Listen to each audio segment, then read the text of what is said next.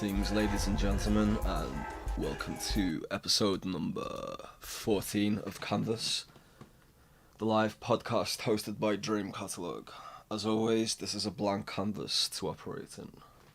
My name is M. Farrow of the Dream Corporation, and today, as you can tell from the title, I'm going to be talking about anxiety, depression, and how to achieve good mental health. And if you're really observant, you might have also checked the information part of the video. Or if you're listening to this on Spotify or iTunes or somewhere similar to that, you might have checked the description. And you'll also notice that I'm going to disclose what the meaning of life is in this stream. So stick around to somewhere towards the end to find out what the meaning of life is. But don't skip ahead, because you sort of need to listen to the entire stream to sort of get the context for what it actually is. In fact, I'm just going to play this song a little bit more because I forgot to get some water, so bear with me one moment.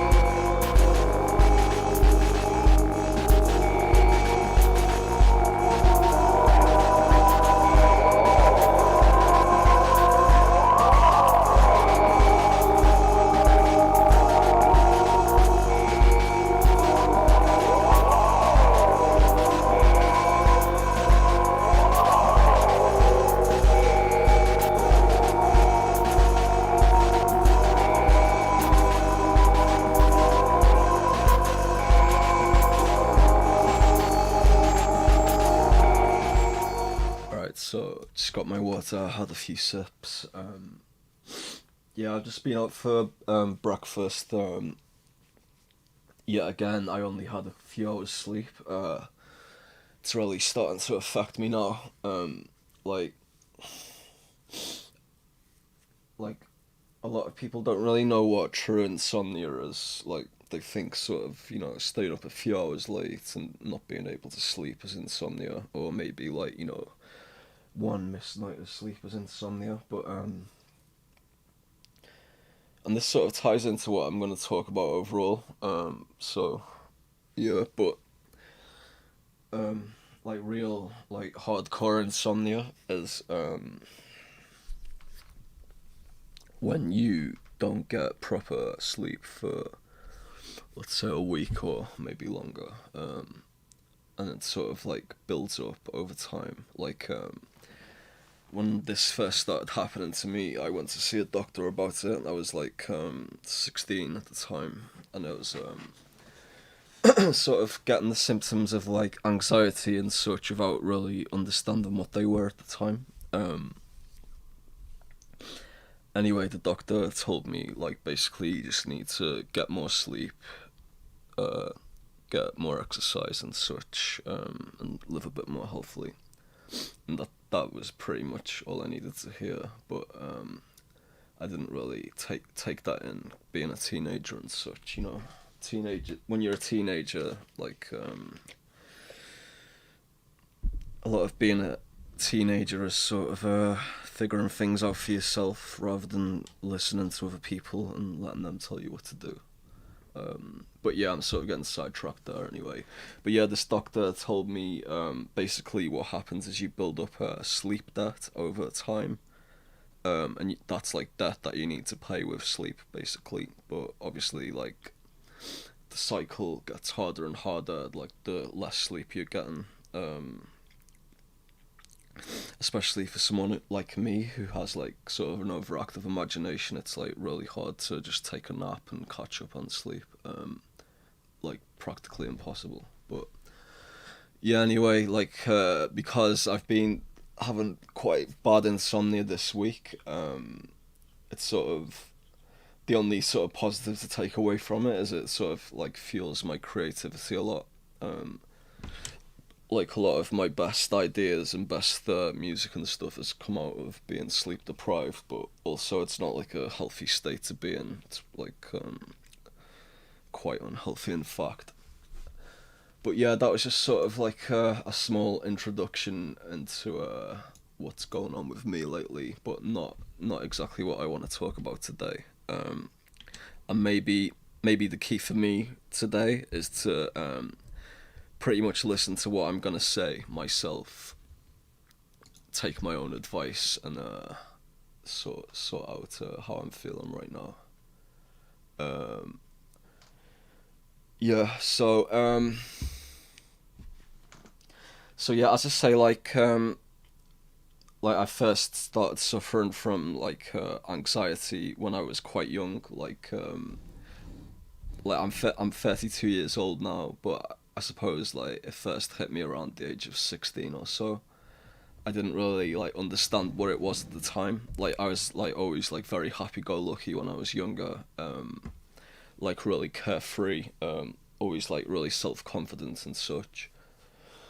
And like the anxiety I've always felt isn't necessarily like social anxiety, which seems to be like common in a lot of people, but it was more of like when I was 16, I guess more of like a fear of the unknown in a sense. Like a fear of it's hard to even articulate it really, just sort of like the fear of fear itself, I guess. But yeah, like that was like the first time it sort of hit me around the age of 16 or so. But that sort of came and went over like the next 2 years of my life, from like the ages of 16 to about 21 or so. Like it wasn't like particularly strong then, but I did go to see a doctor about it at the time because it was like so new and strange to me and such. Like I remember one specific day. It was actually my 16th birthday, and my mum had organised sort of like a little surprise get together at my house with a few of my friends from school. Because like 16 is sort of like a special birthday in a sense, like along the lines of like 18, or what else, 21 in America, I think. But yeah, sort of like 16 is sort of like that first moment you sort of become an adult. Like legally you can like do things that you couldn't do when you were 15, such as like well, back then you could buy cigarettes. I think you have to be 18 now, but yeah, that's just an example. You could get a job as well at 16. Anyway, yeah, like my 16th birthday party, I had a few friends around. I mean, it wasn't like a party so much. It was just like me and a few friends watching. It was Euro 2004, I think it was. Can't remember now. Yeah, it was like some football on anyway. We were just like watching the football, and just like talking and such, and just like out of nowhere, like I sort of felt like I felt myself sort of withdraw into myself. And this is like something that's really hard to explain, but people who have had like anxiety attacks will probably understand what I'm talking about. What I felt was like I wasn't like sort of in control of my body anymore, and my sense of myself had sort of withdrawn behind my eyes, in a sense, as if like my eyes were like a window to this other world that like I wasn't part of, or I wasn't in control of, and like as if this like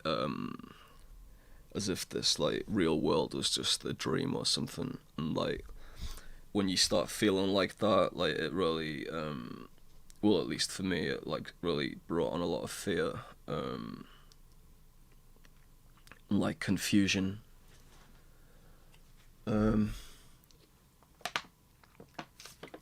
Anyway, like after I saw a doctor and he started telling me just like practical things to do to overcome like these things. like I sort of sorted myself out within a few weeks, and like I was pretty much back to normal. And then I went about like just going on with life, like going to university, dropping out, just the usual stuff. Anyway, I suppose like my next sort of experience with like bad mental health would have come around the age of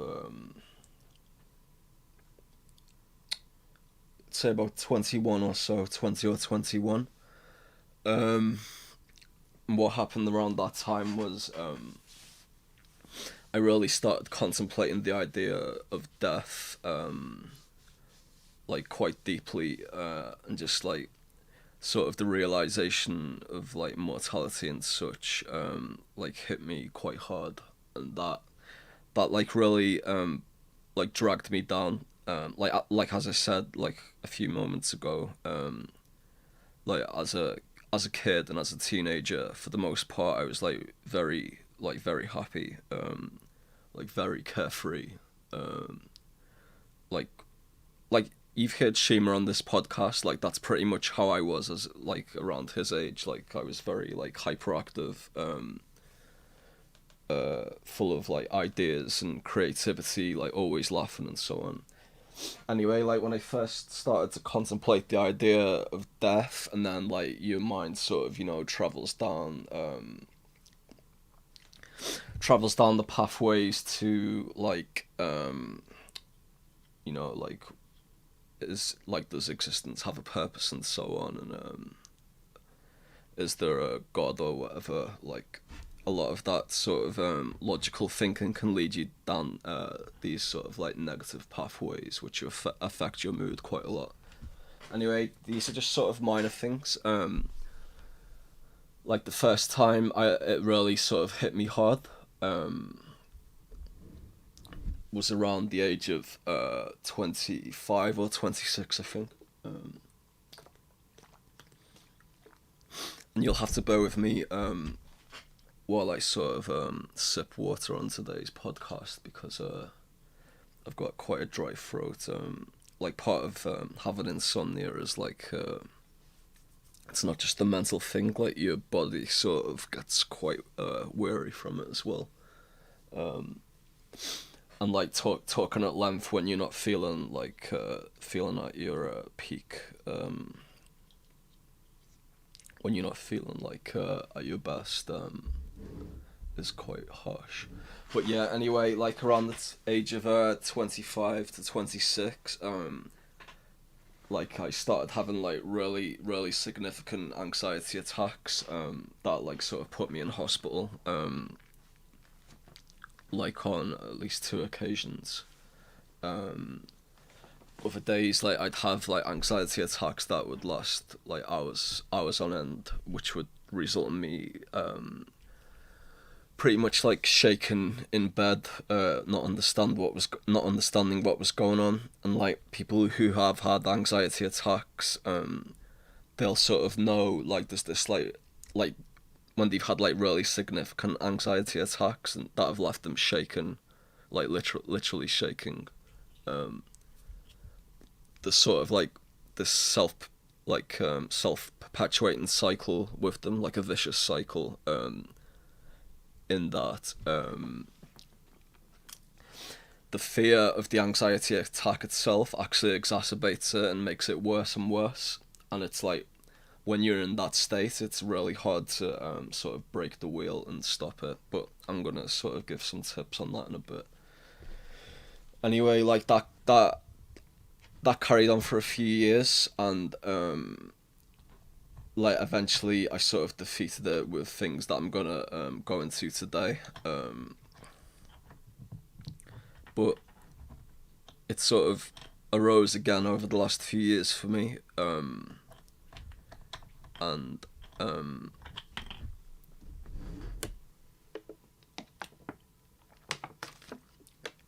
it came back probably harder than ever for a while. But yeah, that's sort of an intro. Like, I don't want to get too deep into it. I might like provide more examples as I'm going through what I wanted to talk about. But yeah, sort of got a little bit sidetracked and I didn't want to like go that deep into it. But yeah. Anyway, yeah, like I say, like it really, like anxiety and depression can like pretty much hit anyone like at random, like even people that you wouldn't expect. Like if I looked at like if I looked at someone who was a lot like myself when I was younger, I wouldn't have expected like me to, or someone like me to like develop anxiety and depression, but I did. And but what's important is that like I think, at least I think so, like I think I've defeated these things and I know how to keep a handle on them, and that's exactly what I wanted to do this podcast, because like I want to give practical information and practical solutions to people on how to defeat anxiety and depression. And I think these are things that are important for everyone to hear, not just people who have been at that low point. Like, the things that I'm going to like talk about are things that pretty much everyone should do to sort of maintain a healthy lifestyle. Yeah. And as I say, like, if you listen right through and listen to the end, I'll sort of get onto what the purpose and meaning of life is that I feel like I discovered this past year, and it sort of really ties together like everything that I've thought about throughout my entire life, and like things just make a lot of sense now. And don't worry, it's not anything to do with the flat Earth if you're thinking. Yeah. Anyway,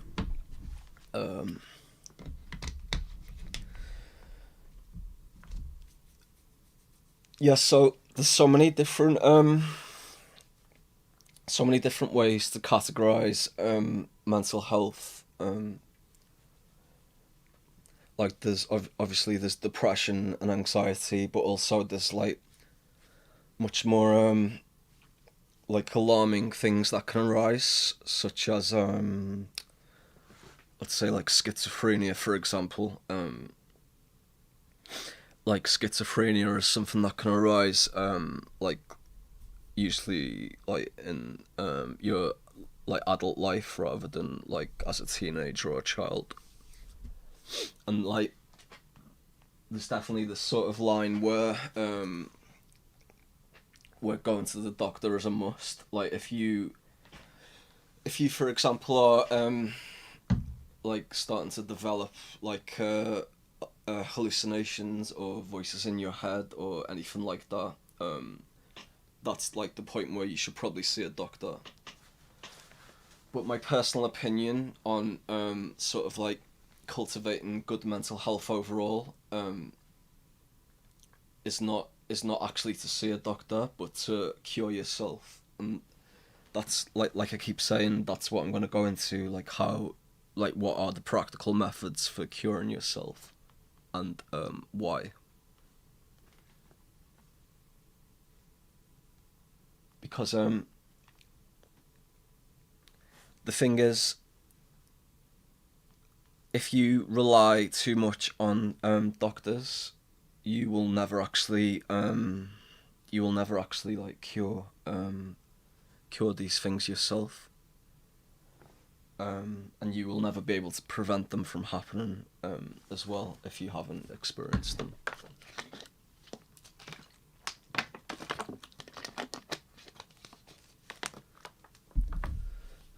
Because all a doctor or a therapist or anything along those lines can really do, well, more so with doctors, all doctors can really do is prescribe you medication. And that all that medication can do basically is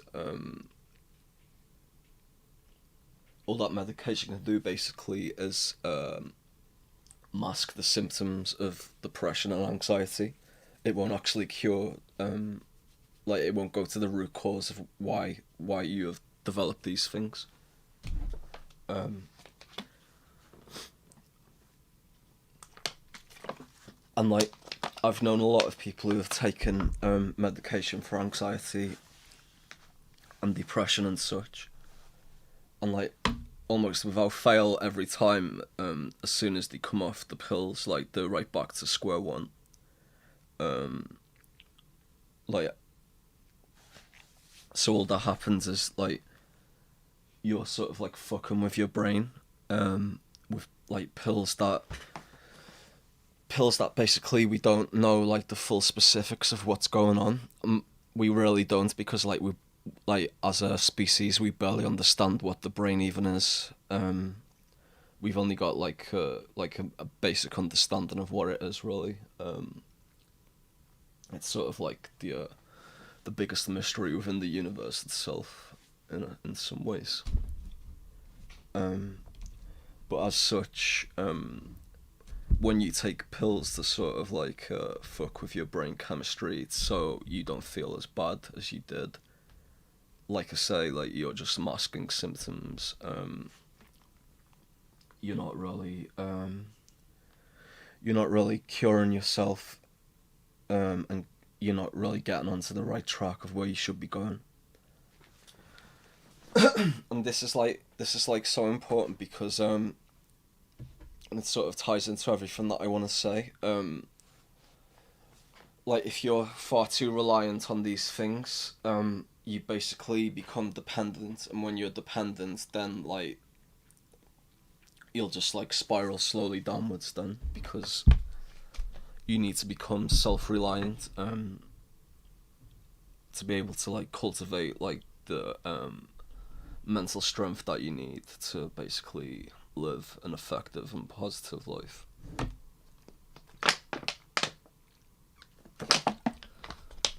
So that is sort of a disclaimer before I go into what I want to talk about in full, because like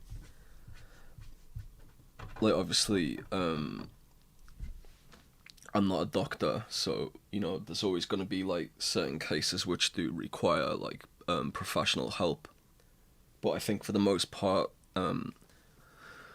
people in today's world sort of think, oh, I'm sick, so I must go to the doctor, whereas the truth is, mental sickness is something that can be cured basically by performing the right steps towards health.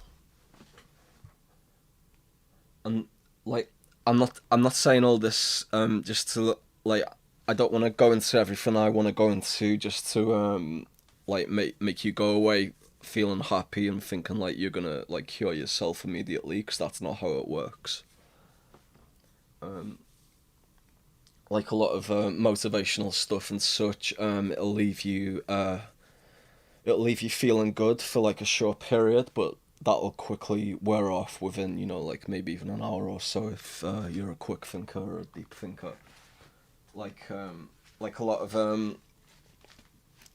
like TEDx presentations and all that kind of stuff, they use sort of like hypnosis tricks to make you go away feeling good about yourself, because when you feel good about yourself is when people can sort of like convince you to do things, and you know, anyway, that I don't want to get too much into like that kind of thing, but basically like what I'm doing here isn't to make you feel positive and happy and good like off the bat. What I'm doing is sort of I'm gonna, like I keep saying, I'm gonna go into like practical methods and practical solutions about how you can defeat anxiety and depression.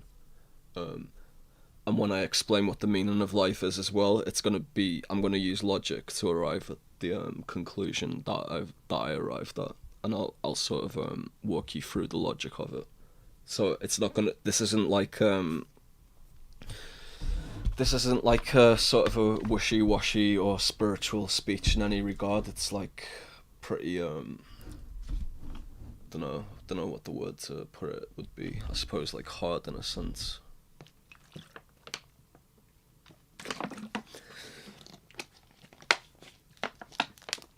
because ultimately, like, you can tell people like everything that they need to hear, but they won't truly, like, people don't truly learn anything until they've learned from the experience itself.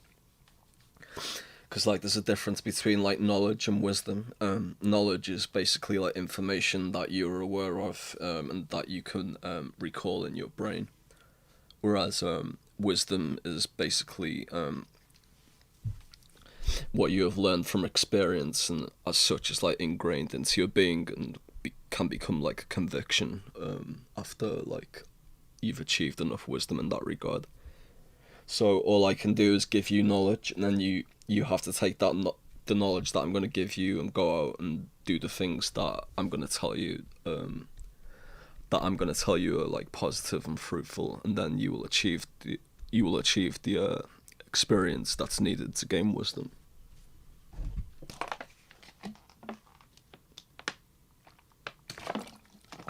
I'm just gonna grab my ukulele, actually, because like I say, I've got this insomnia at the moment, so I'm, like, a little bit on edge. But, like, sort of fucking about on an instrument, like, helps me relax a little bit.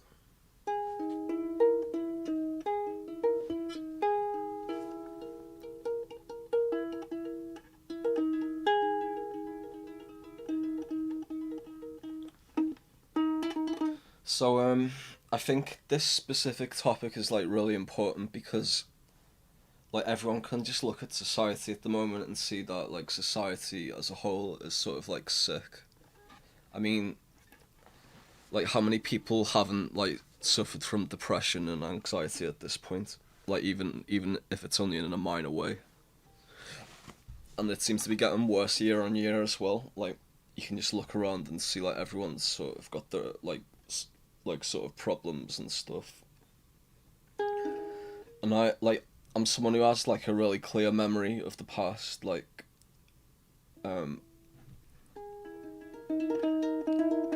because I was born in 1986, but I have, like, distinct memories of being a baby, and, like, my memory from about the age of 2 or 3 is, like, pretty clear. So, like, I can actually remember back to the late 80s, and I can pretty much remember, like, the entirety of the 90s as a whole.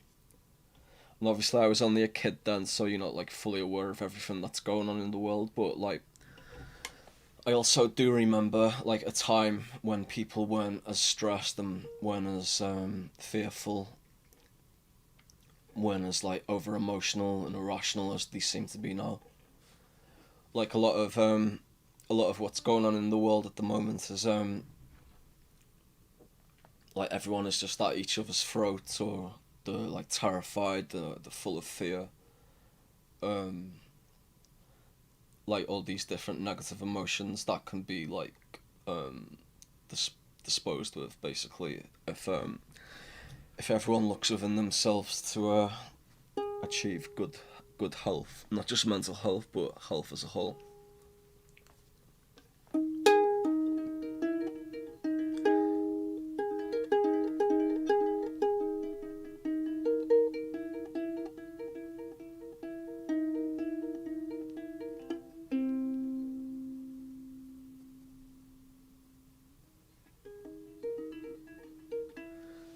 Anyway, so that sort of brings me into what the main things that I want to talk about.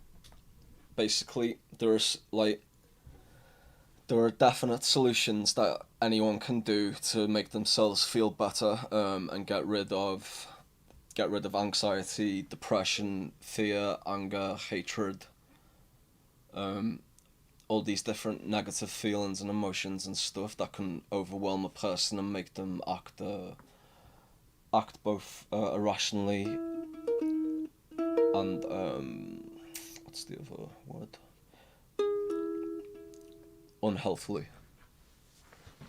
And really, this is a cliche, but I think it's worth saying anyway. It basically comes down to mind, body, and spirit, and I'm going to explain why for each category, why and how these things can help basically help your mindset and approach to life.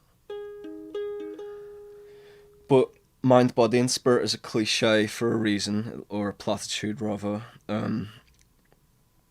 Like certain things get repeated over and over because, like, as platitudes in this regard, because they just make sense.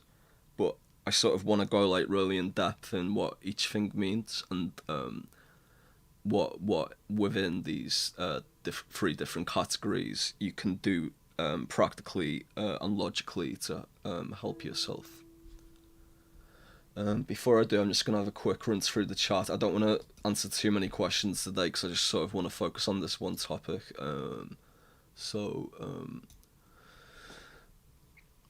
Chris Taylor asks, "How are you doing, bud?" I'm doing quite well despite the insomnia, actually. Jeremy Carroll asks, how come there's a flap label in the works if TKX is already flappy? I'll get into that another time. It's a bit of a deeper question. Sweet Chunk asks, have you ever dabbled in melatonin? No, I've never actually taken any medication of any sort for like anxiety or depression.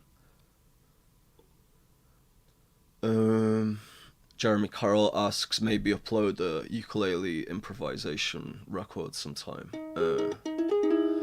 Nah, if you want to hear me play ukulele quite badly, then you can just listen to Canvas. Jeremy Carroll asks, is Void 21 and Singularity Records yours? No, Void 21 is Wolf's, and I've got no idea what Singularity Records is, sorry.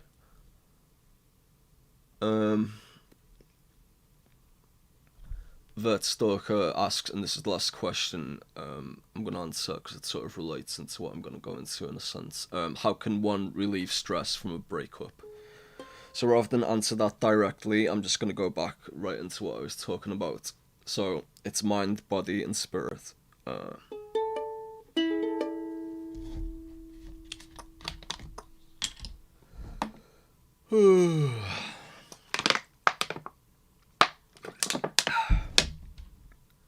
Just gone through like half a litre of water already. So first off, mind.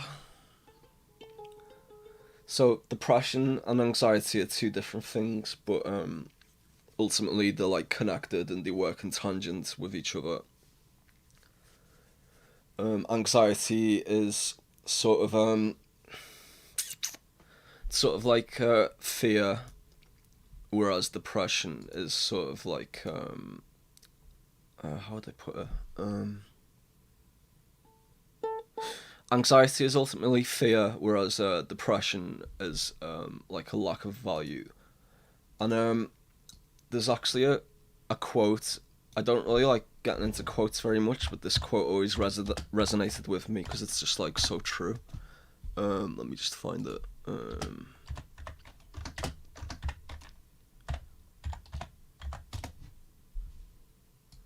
Right, this is a quote from some Buddhist guy or like some Chinese Buddhist guy or whatever called Lao Tzu. I'm not sure who he is or when he was from. It doesn't really matter. But basically the quote is, and you might have heard it because it's like one of those things that you see like on like images that get posted around social media a lot and such. But the quote is, if you are depressed, you are living in the past. If you are anxious, you are living in the future. If you are at peace, you are living in the present. Anyway, I sort of like that quote because it's like, it boils it all down to a real simple state about how the mind can process these things and how they're sort of interrelated.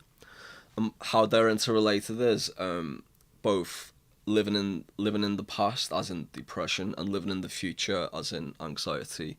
Both these kind of states are living within a dream in your own head rather than living within reality. What I mean by that is people who, let's take like anxious people for example, like someone who's like going through anxiety. Someone who's going through anxiety is so lost in their own thoughts, and their thoughts are racing so much in their head, that they're not exactly awake to the real world that's in front of them. So they're essentially lost inside the daydream in their own head of their own making, to a point where they're perhaps not even aware that they're like sort of semi-dreaming. And in the same, you can say like depression's sort of the same thing in that regard. As far as mind state goes, like both these mind states are not being like present where you are at that time, because you're so like deeply thinking about something that you sort of lost track of time, and you've lost track of space as well.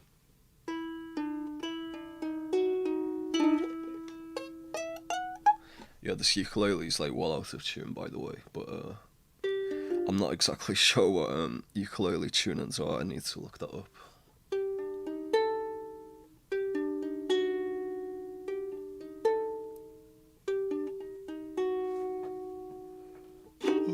So the thing is, like, these things become a cycle in your head. It becomes like a vicious cycle, and like how to break that cycle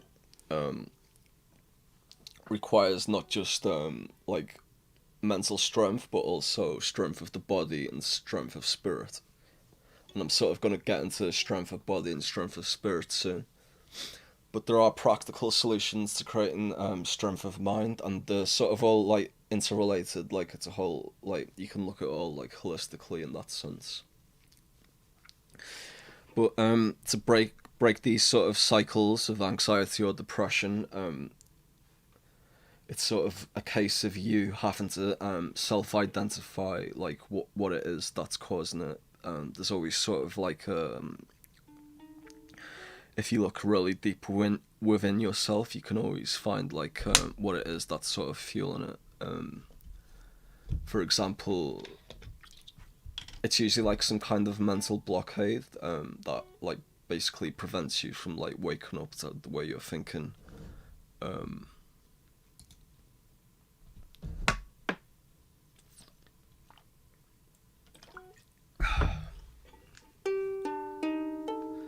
Yeah, so for example, it could be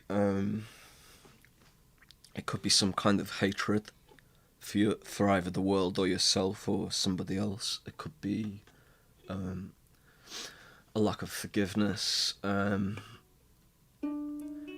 could be basically looking at the state of things and just sort of like giving up because you feel like hopeless or as if you can't change things. But the truth is you can't like change anything that you want. And this is like the biggest thing about like mental strength.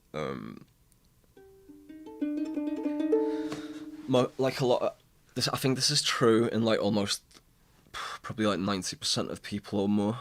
Like almost like everyone thinks they can't, there's like things that they can't do, whereas the truth is almost anyone can do anything. I mean, like, can you, who is listening to this, go and like learn how to play chess for the next year and go and beat Magnus Carlsen, who is like the best chess player in the world? Can you go and beat Magnus Carlsen within a year's training of chess? 99.999% likely not. But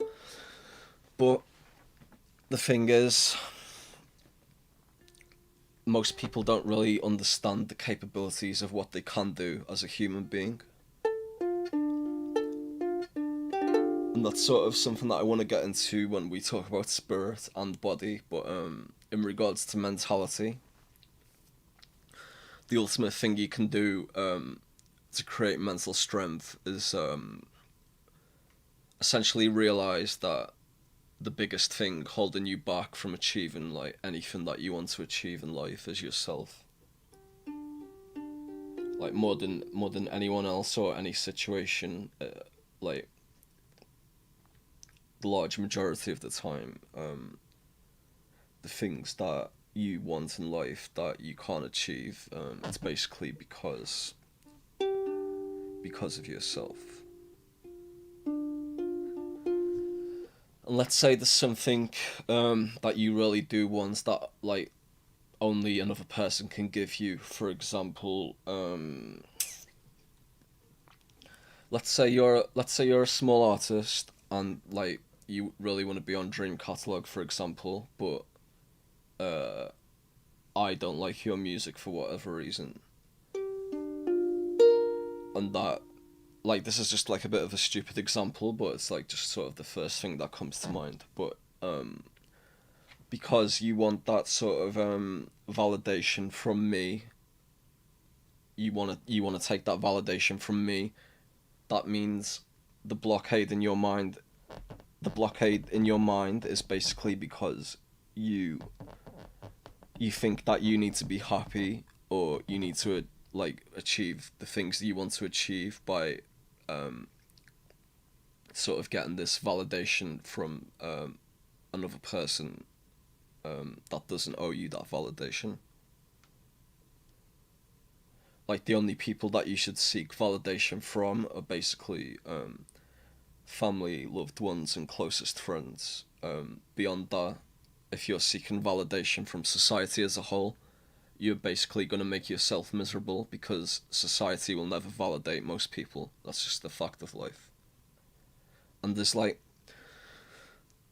a lot of people want to change that, and they sort of want to create a society where everyone is validated by everyone else, and everyone's like happy and carefree because everybody feels validated by one another. But obviously, if you think about it, it's like so unrealistic that it's never gonna happen. And that when that becomes a conviction, you become like angry and bitter at the state of the world. Whereas you've arrived at that point precisely because you didn't look within yourself to escape the blockades that you've put in your own mind. Because that conviction that you have developed is essentially led you down such a negative path that it's so far gone that it's hard to unravel it. So the only way to unravel it at that point is to completely withdraw, shatter your worldview, and pretty much go back. And this is why I say you need to look deep within yourself, because you'll find the things that are creating these mental blockades, and when you shatter them, then you can when you shatter those mental blockades that you might have developed at a very young age, that you may have even you may not even be fully conscious of at this moment. When you shatter those things in your mind, then you can sort of redevelop and become the person you want to be.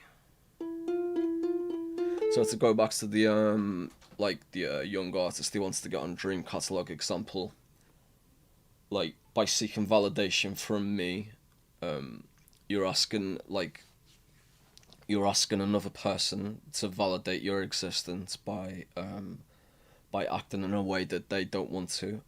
So your demand for that validation is actually sort of aggressive in a sense. And when you have that aggression, that sort of creates a hostility. So if you look at that on a wider scale, and then you look at sort of like the sickness within society that I alluded to earlier, you can sort of see why people have become so angry at one another and fearful of each other and such. This all goes down, like, you can pretty much unravel like any political situation or any like socio-political situation because of these things. That's another thing altogether. Like, I really want to focus on the self in this talk.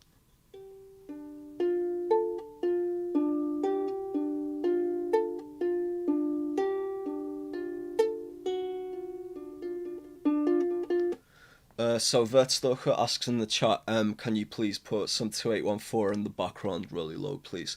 I actually can't play anything that's on distribution because YouTube kicks you off if you play any copyrighted music, which is like really irritating. But I have asked my distro to like sort of remove the monetization of Dream Catalog stuff off YouTube. I'm just waiting for him to get back to me. But when that happens, then we should be able to play anything we want.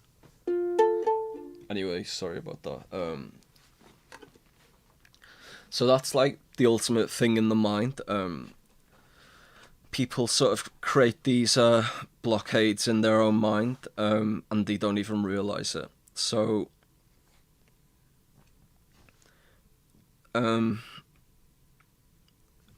let's go back to this example of the artist who wants to be on Dream Catalog again.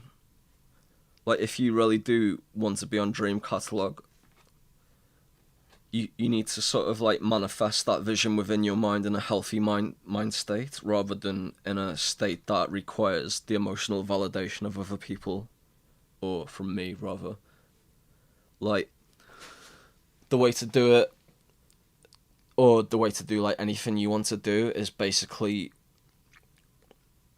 create a vision, focus on it, without any hesitation or without any self-doubt, and then pretty much work as hard as you can towards achieving that vision.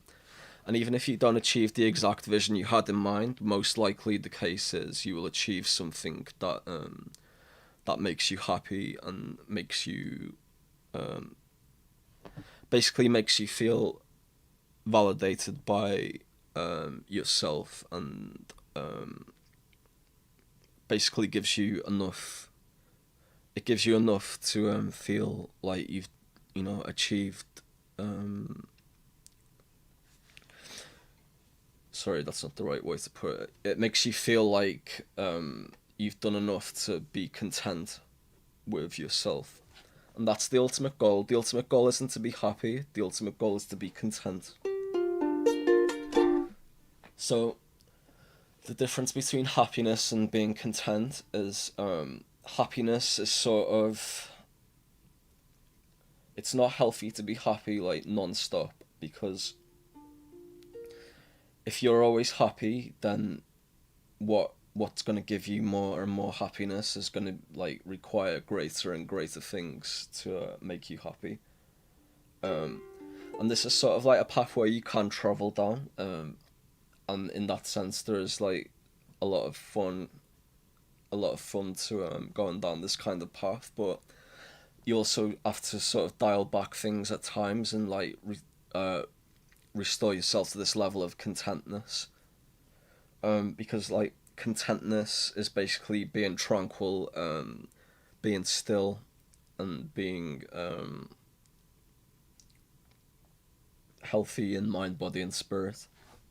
And I'm going to come on to like health of the body and strength of the body momentarily, but I'm just going to sort of wrap up like health of the mind first. So basically, like, you might think I've sort of got off track here, but this all like really relates to anxiety and depression. Like how does, like, you might be asking, like, how does like someone achieving their dreams relate to anxiety? Well, how it relates to anxiety is when you completely alter your mindset to a point where you push the feelings of fear out of your mind, and you wake up from that dream, and you erase the blockade in your mind that was preventing you from waking up from that dream, then you can exist in the real world again.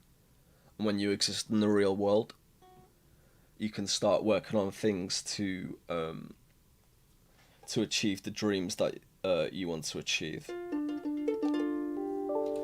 And that isn't meant to sound wishy-washy and stuff. Like, the importance of having a dream is to basically give you a purpose in life. And I'm sort of going to elaborate on that more when we get to the spirit part of mind, body, and spirit.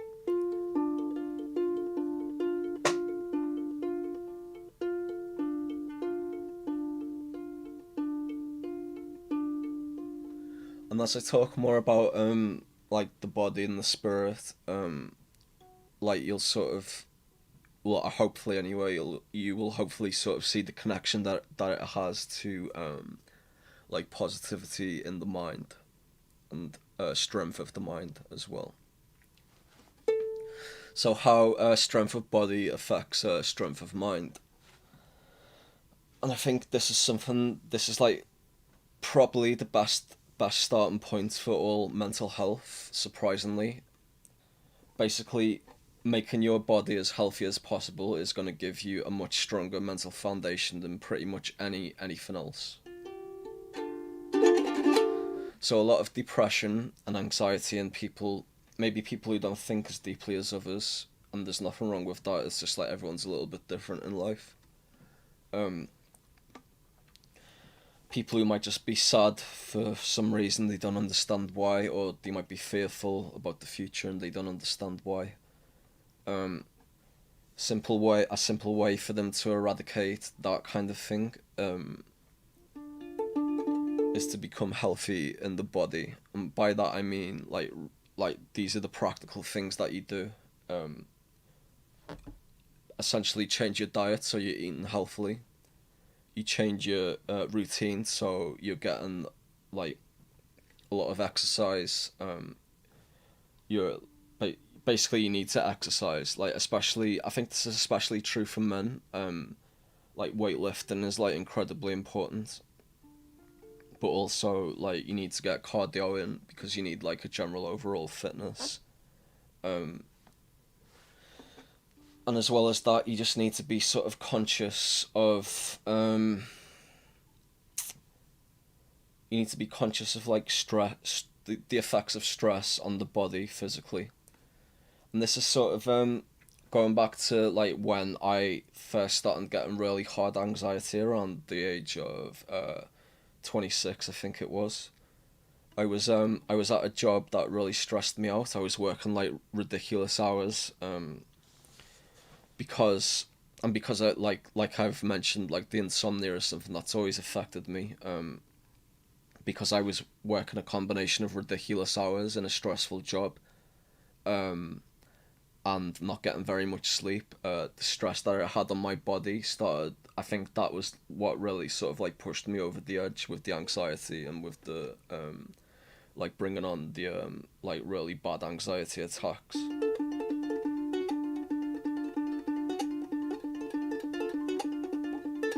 So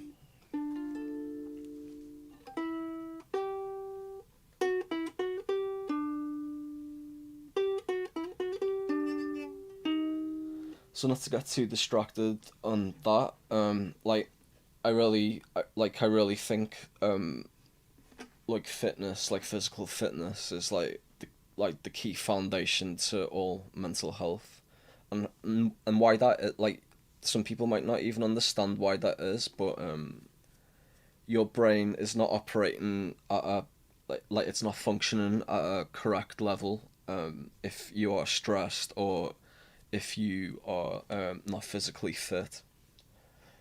Basically, that means like if let's say you're underweight or overweight, or you basically, you know, you haven't done like exercise in like a long time. Like this isn't as true in kids, or sorry, like teenagers, because like teenagers like move about a lot more than adults because they're, you know, they're still at school, they still like see friends and such. But on the other hand, like a lot of kids these days sit in their room on their computers like pretty much like for hours on end playing video games or like talking to people online and all that kind of stuff. So I suppose it does apply to kids as well these days, sadly. But yeah, like the human body was designed to be in like constant motion like every day. I mean, I'm not saying like you need to be moving from like morning till night, but you do need to be walking a lot at the very least. Like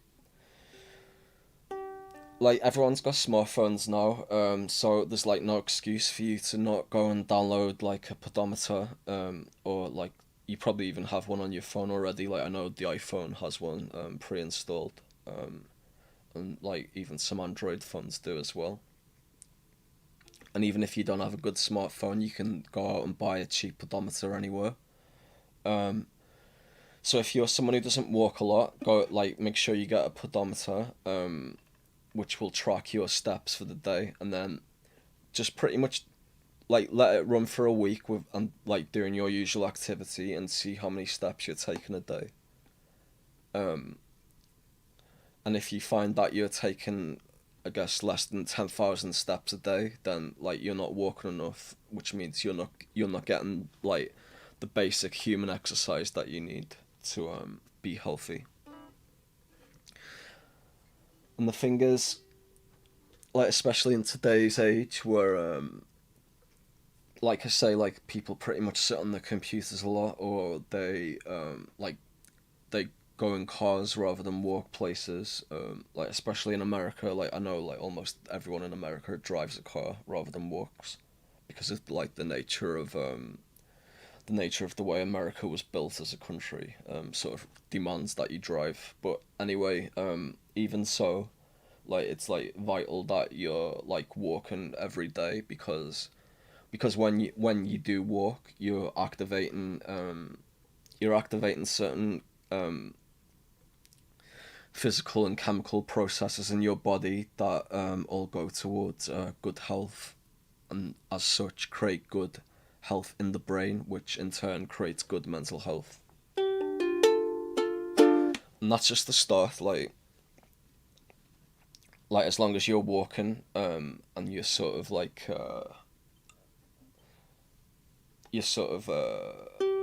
if like I say, if you're someone who doesn't walk very often, and you like need to start walking a lot, then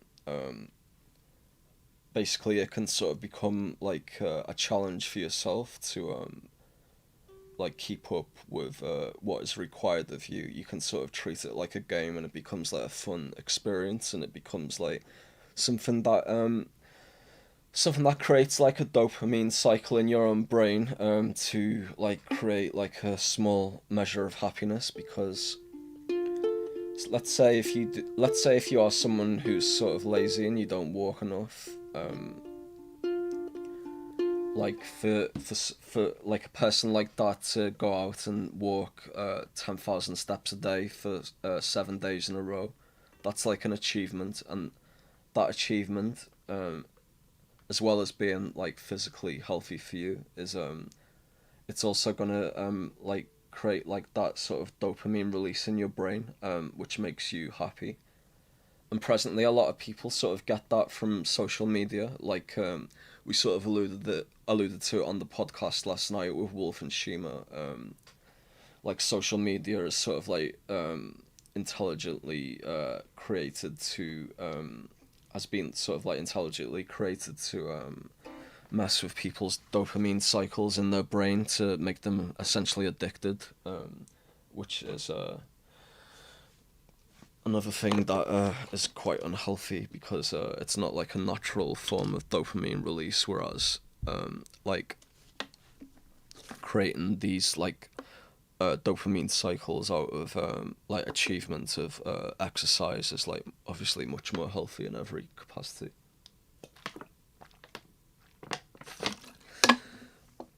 Anyway, like that's just the start. And like for me, like walking has always been like something I've done anyway, because I never learned to drive, and I've always lived in like big cities my whole life. Like obviously I lived in Liverpool most of my life, and then I've lived in London. So and like I rarely ever like get the bus or like train or anything like that. I usually walk most places, unless I'm traveling a far distance. So I usually like walking has always been like quite straightforward for me, whereas a lot of people might be surprised to find that they'll find like walking 10,000 steps quite difficult. And if that's the case, and this is like sort of a problem where a lot of people sort of and this goes back to the like mental strength as well. Let's say if you try to walk 10,000 steps today after you've listened to this, and you only do 2,000 and you feel like completely tired afterwards. that's like completely fine. Basically, all you have to do is tomorrow walk 2,500 steps, then the day after that you walk 3,000 steps, then the day after that you walk 3,500 steps, then the day after that you walk 4,000 steps. It's the slow progress that not only creates like sort of the dopamine cycle of achievement, but it also creates like obviously the physical like your physical capabilities are starting to increase while you do that, and everything all comes together holistically in that sense to make you feel better.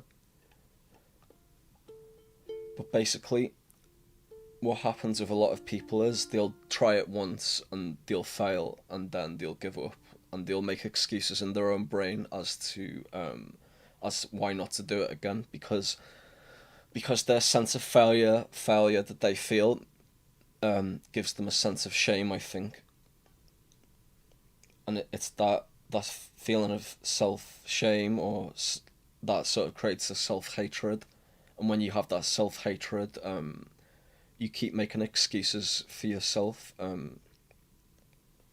as to why not to do things. Like a lot of people, this is where a lot of people become emotional and irrational, and this is where like anger is created.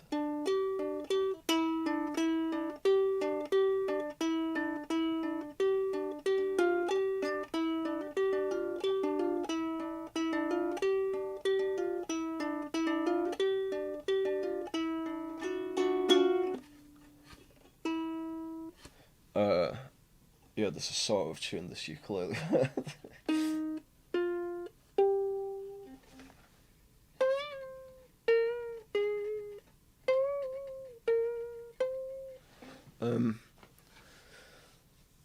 Yeah, so that's something that you really need to be conscious of, and this goes back to like mental strength. You need to be aware of like your emotion overtaking you, especially negative emotions. So if you start to feel hatred of like people like experience this differently. Like for me, like I express my hatred like outwardly. Like I start hating the world and blaming like, well, I don't do this anymore. Like I used to do this. Not like I don't do this at all anymore because I'm a lot more conscious of it. But I used to start hating the world and blaming the world for my problems. Whereas a lot of other people blame themselves and hate themselves for their problems in this regard. But you need to be conscious of that emotion taking over your mind and making you basically rationalize things in a completely irrational manner as to justify the emotions that have overtaken you. Again, it's like another vicious cycle. So you need to be conscious of these things. So not so if we go back to the like 10,000 steps a day thing, you can also extrapolate this into weightlifting. And like I say, I think for men in particular, this is really important because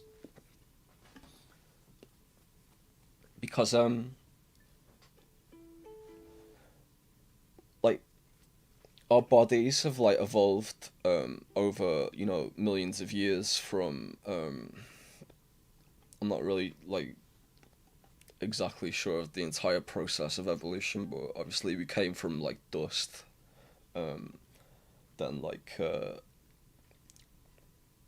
as dust in the water or something, we evolved into a bacteria and then fish, and then we climbed out of water onto land and so on, and then we evolved into monkeys and then humans or whatever. But anyway, because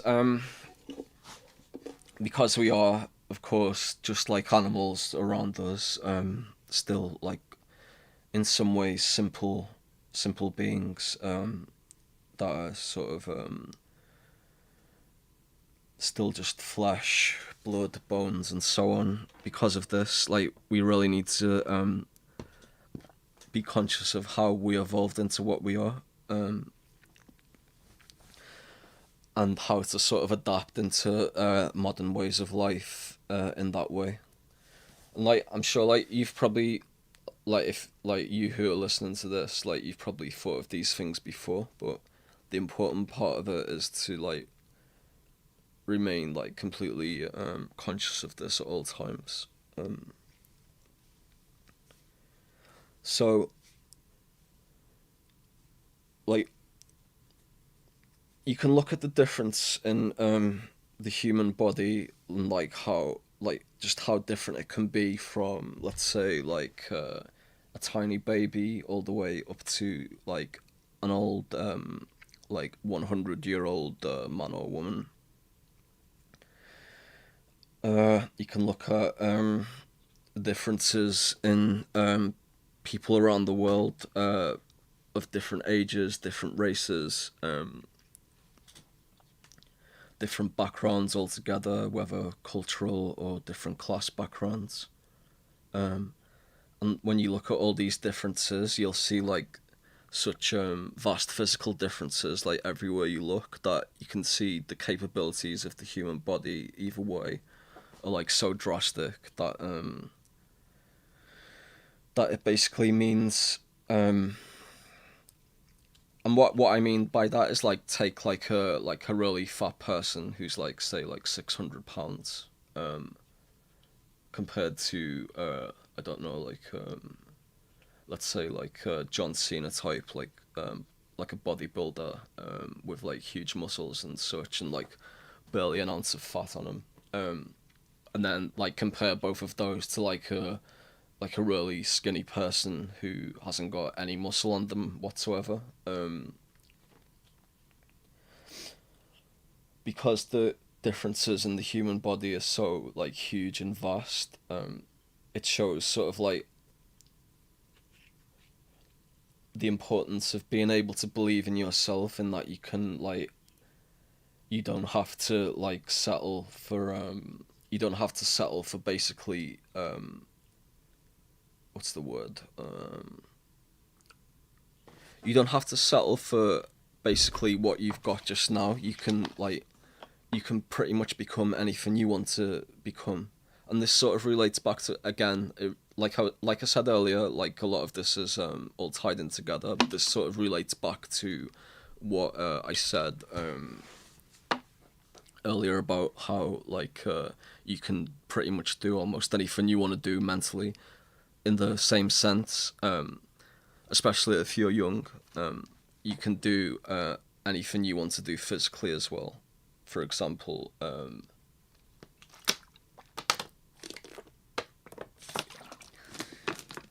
let's say like you are fat and also not very muscular as well, and like you could look at someone like John Cena and pretty much feel like as if that's sort of an impossibility for you, and it may be an impossibility to get to like that kind of body, because it's that like, getting that kind of body requires like such an intense dedication that like only like almost superhumans can achieve that kind of thing. But nonetheless, you can still achieve like developing a very good body, not just aesthetically, but like, you know, I mean, that's obviously part of it, and that's sort of what creates the drive in most people to go on to achieve that. But also like physically, and like being fit, like that's more important, obviously, because your fitness is your health. So let's say you're listening to this and you don't exercise at all, or if you do exercise, it's like infrequent. What you need to do is basically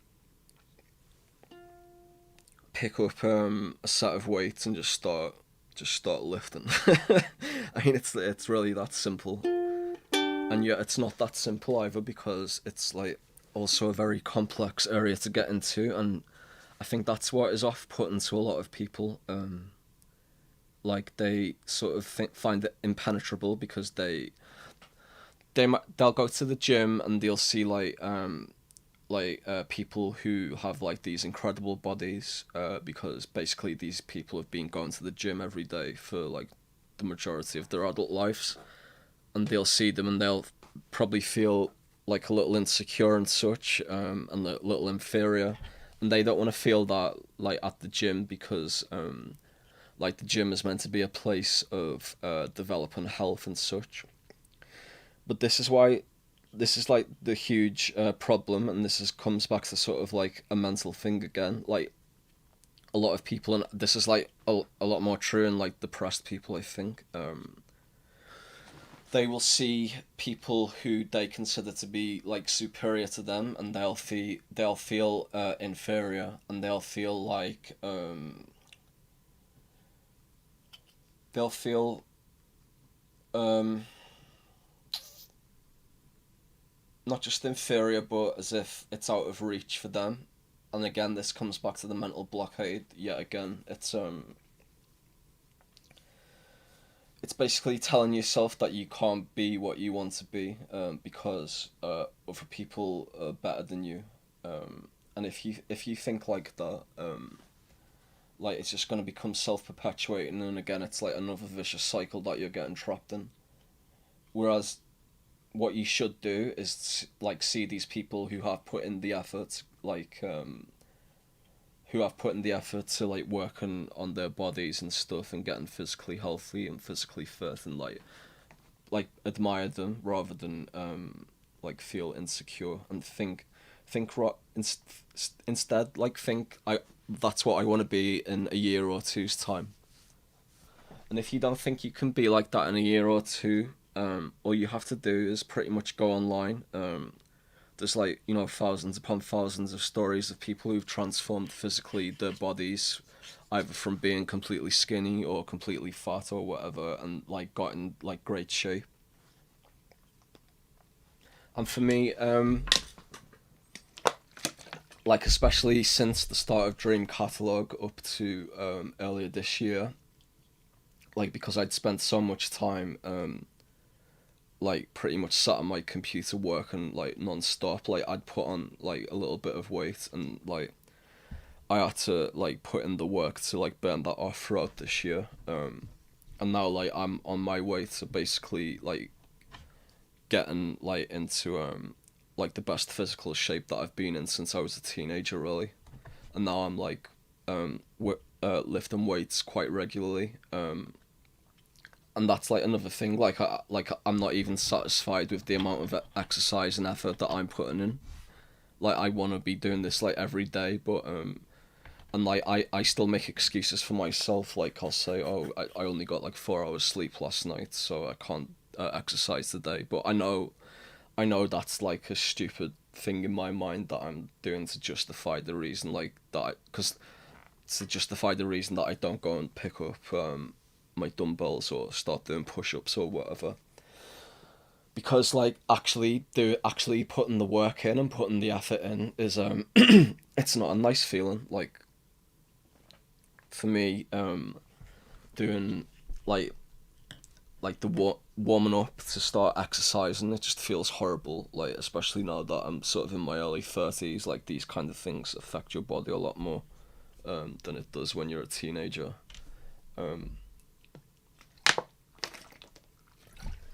But nonetheless, I've been doing it, and because I started doing that, and because I quit drinking, and because I started eating healthily, and basically like watching what I ate, trying to think positively and such, and surrounding myself with like positive things. Because I started doing that, it gave me the drive to keep like persisting with it, basically. And now like I'm starting to like get in like really good shape, and hopefully by like I'd say like next summer I'll have like basically like the perfect body that I've always wanted to have. and that's like a 15-month process for me. From say I started around April or May. I can't remember exactly now. And if I get to where I want to be by like June next year, that's like, 15 months. I've changed my like entire life just by applying myself. So there's like no excuse for anyone to like do this, and anyone who does make an excuse is pretty much just like making an excuse for themselves. And that's like I say, that's something that can be applied to anything you want to achieve. So since this is a music-based podcast or music record label or whatever, I guess a lot of people listening to this are going to be artists, music artists. So let's say you want to be like a truly incredible guitarist or truly incredible pianist, for example, or truly incredible ukulele player, like I am.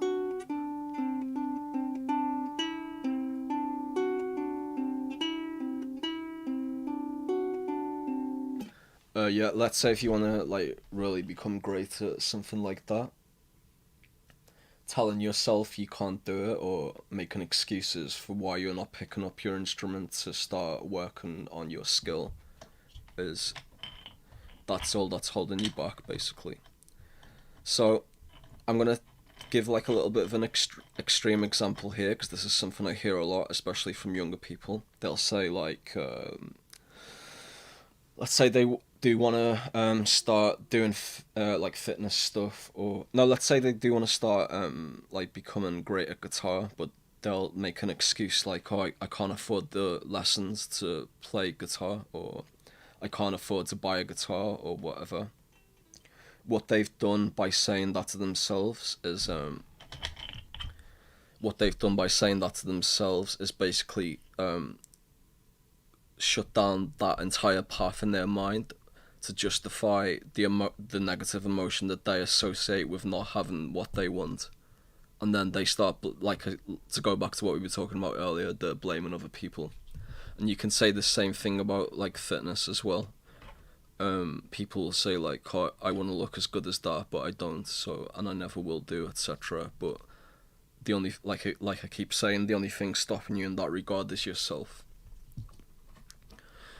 And just to come back to what I was saying at the start of this part of the like mind, body and spirit thing, like it's so important to like have a healthy body because it like creates a healthy mind and a healthy brain.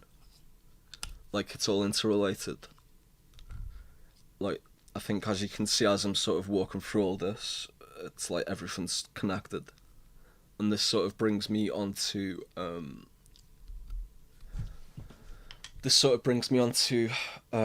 spirit, the spirit part of mind, body and spirit, and the meaning of life. But because I've almost drank this entire bottle of water, I really need to go to the toilet. So I'm just going to find a little track to play, and I'll be back in 5 minutes.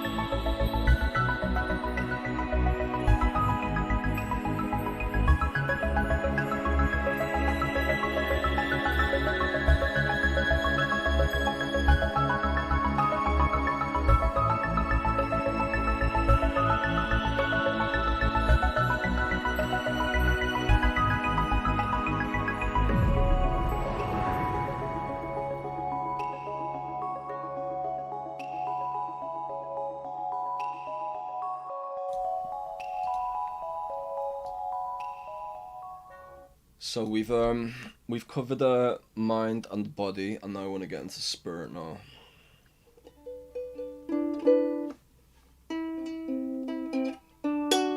I'm just tune this ukulele a bit and get a bit of a nicer tuning than this shit.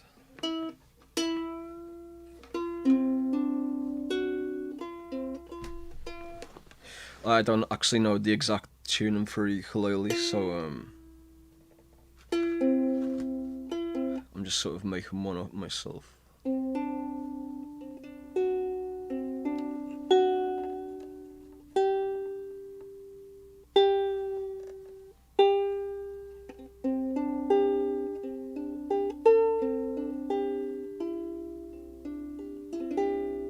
Yeah, it's alright. So the spirit part of mind, body, and spirit is a little bit more esoteric in a sense, but there's also a logical way to approach it. And like, I think a lot of people who are sort of like nihilistic or atheistic, or they just believe like life has no meaning, this is sort of a big problem where another sort of it's sort of like another negative crutch in the sense that they say, oh, life has no meaning, therefore there's no reason to actually put in the effort to achieving the things I want to achieve. Whereas I think that life does have meaning, and I think I've actually I can logically explain how it does have an objective purpose. And I'm going to get into that, but first, like,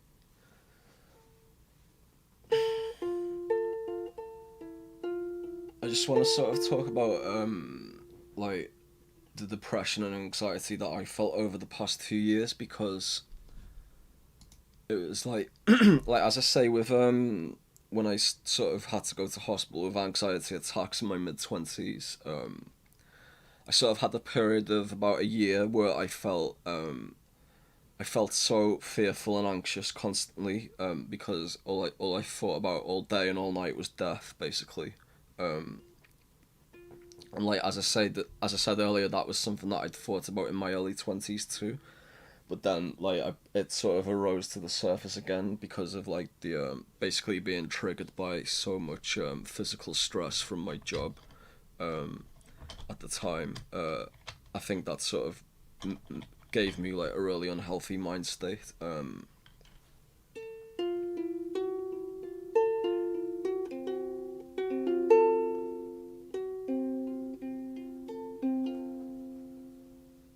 Oh, sorry.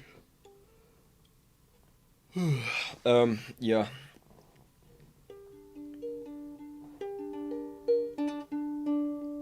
So I felt like this constant sense of anxiety. Like I can't even like explain how bad it was, but you know that sort of feeling when your stomach turns. Like when you feel like, I suppose, like anxious about something and your stomach turns. I felt that like all day, every day for about a year, and I never went to see a doctor about it. I probably should have, but it's probably best I didn't, because maybe he would have just put me on medication. I'd still be on it to this day. Nonetheless, I did get out of that eventually, because that's when I did start doing weightlifting for the first time. That was around my mid-20s. But as I said earlier, like I sort of fell out of that more towards my late 20s and such, especially like as Dream Catalogue started taking off. Like I became like so ascetic about Dream Catalogue and my music and stuff that I really neglected a lot of things in my life, and like especially like my physical health. But yeah, I did initially cure,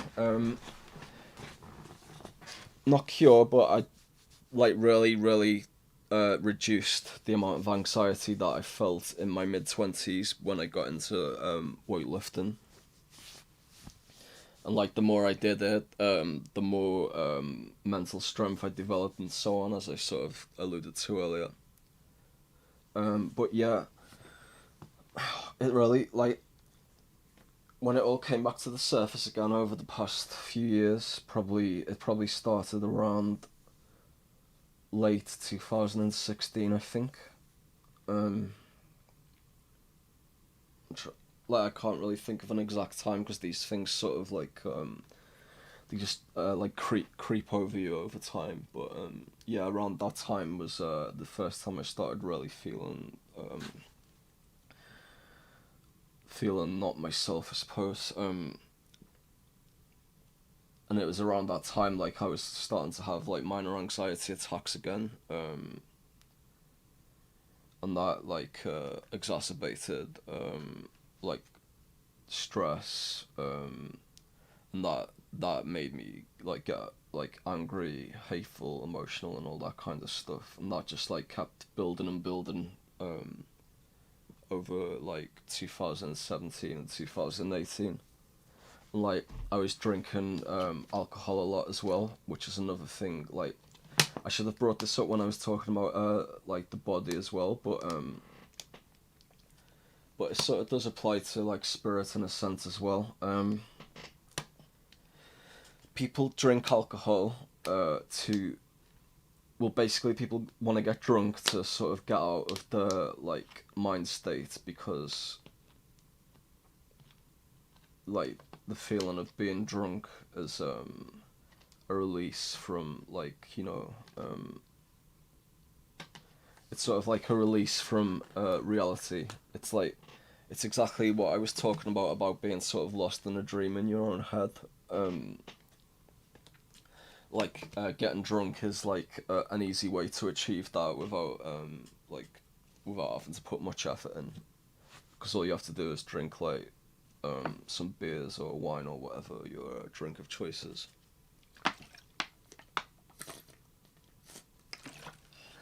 But it's like, it's so unhealthy because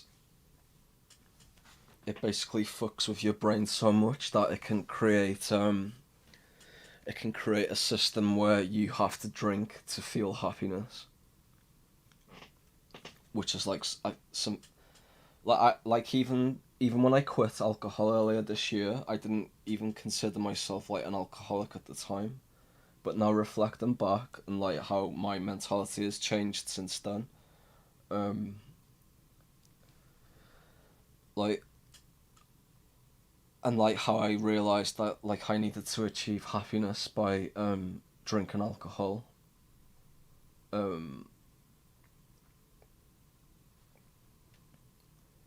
Like, I can like safely say that I was sort of like an alcoholic in some manner, which is like, I mean, I wasn't someone who needed to drink every single day, but on the other hand, I was someone who was like feeling like a constant sense of depression that would just never relent as well unless I did drink alcohol. And I've actually had quite a few friends who are alcoholics, and they've all had their own bad experiences with alcohol in their own way. But for me, it was different. I like I say, I'm not someone who drank like all day every day. Like, I've known people like that. Like, I was someone who sort of tolerated the depression and just thinking it was like a normal way to live. I actually got to a point where I convinced myself that like depression was like the natural state for the mind to be in, and like I convinced myself of that for like so many years that I just thought it was the way things are. But it's not. Like, you don't need alcohol and you don't need drugs to make yourself happy or make yourself feel like you can go on with life. So that does actually bring us back to the sense of purpose in life that I wanted to go into, and how to be happy, or be content rather. No, be happy and content, yeah, because you can achieve happiness in other ways, such as like the stuff that I've sort of gone into.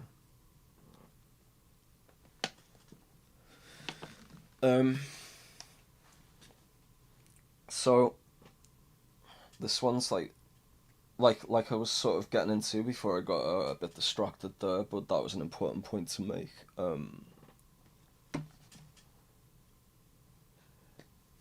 Uh,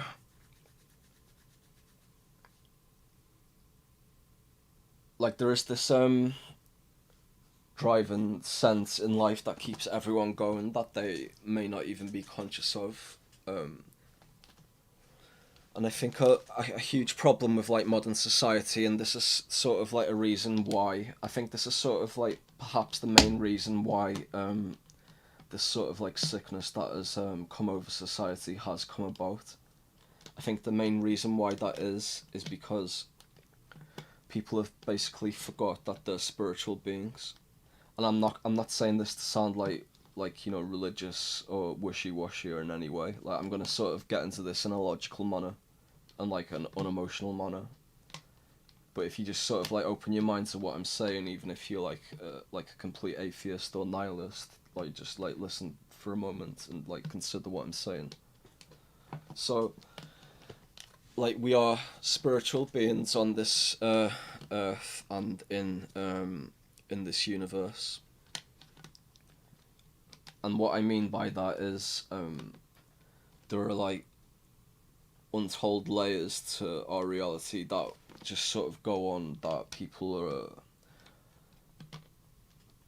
not like, they're not sentient too, but they're sort of like, they sort of have this like awareness that it's there. And that's sort of what spirituality is. It's like, it's what's there, but we can't really see it or feel it or touch it, but we can sort of sense it in a weird way. And like, how to sort of elaborate on how this exists logically is, and this is something I've thought about all year, and I haven't really gone into it properly with anyone, but basically, you can see that there's a sense of purpose in everything that exists in life, because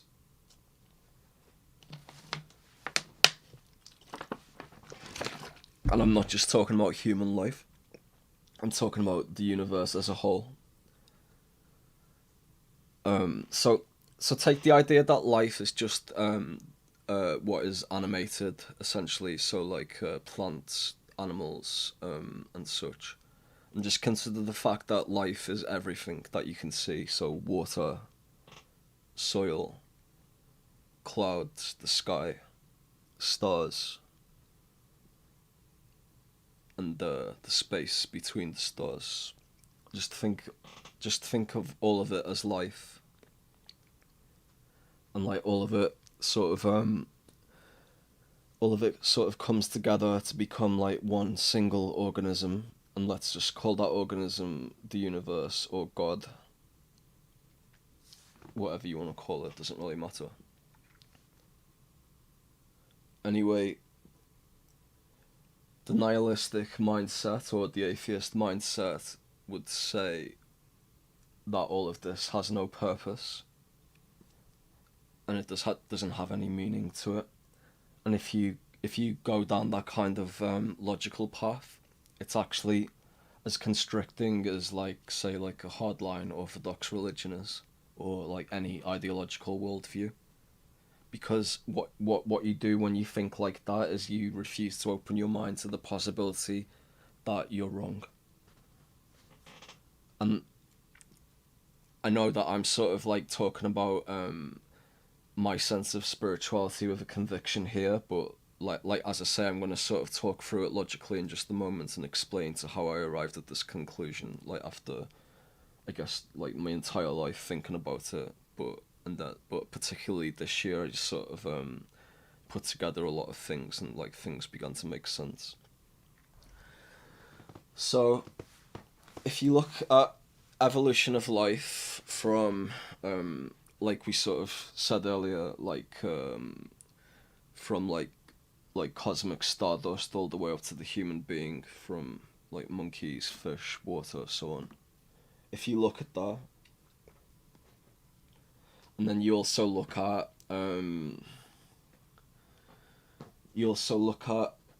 how black holes suck everything that's around it into the black hole, or you look at how the sun burns energy continuously, but it will keep going until one day it burns out, essentially, and so on, and all these different like theories of the universe and such. if you look at all these things together, also the fact that the universe is ever growing. Like these are all things that are sort of things that I learned when I got into like astrophysics and stuff. So like you might not be aware of, like, if you listen to this, you might not be aware of these kind of like ideas and stuff, but like a lot of modern science basically says like the universe is like constantly growing outwards, sort of like a balloon that's being inflated in a sense. Anyway, that's like neither here nor there, but it sort of relates to the idea that everything is sort of like traveling forwards, and traveling this one certain direction, which is like constant growth.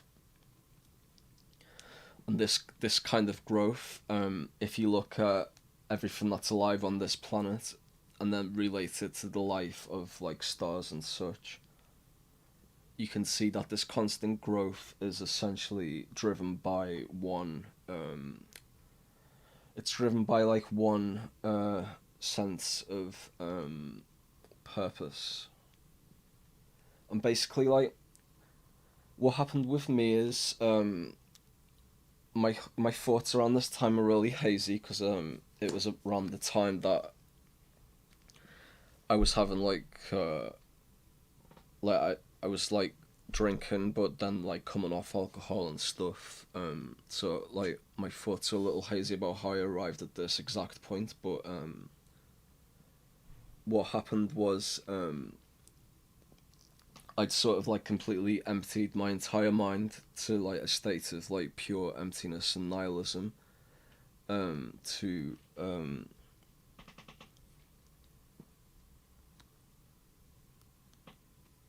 the point that like I was like completely indifferent to everything, and that was sort of a way that like I was just coping with like the immense hatred that I felt towards reality and life and stuff.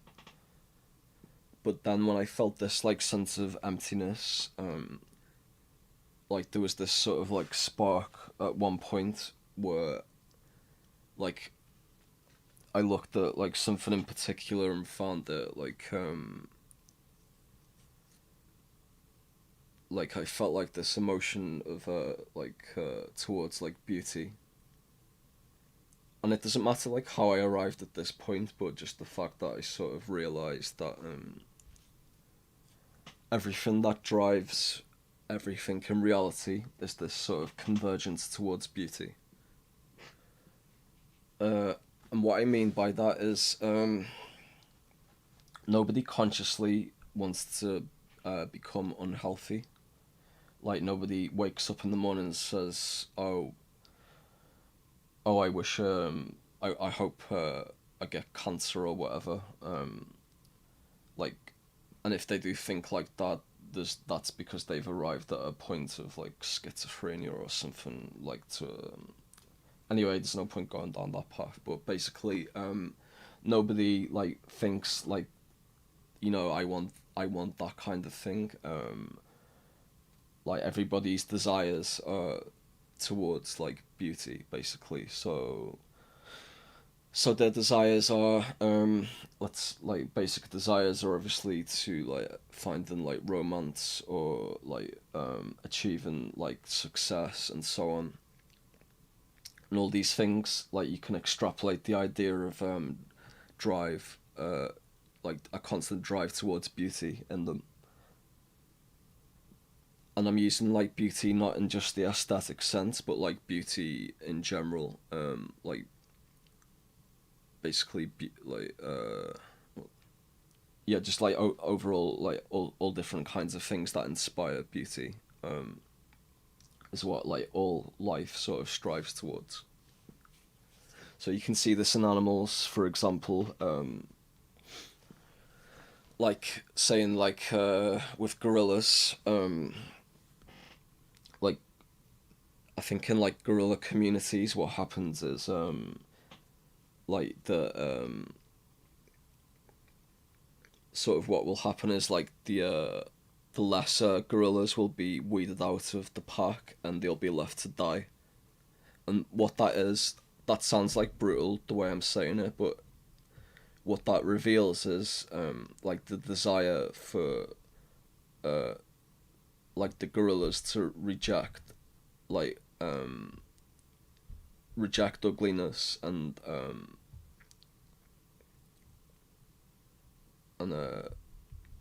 strive towards like beauty and upwards evolution and such. And then you can see the same thing in like any animal in that regard. Like all animals, when it just comes to like purely like mating kind of things, all animals will look for basically the healthiest and let's say just like obviously like the like best looking mate that they can find.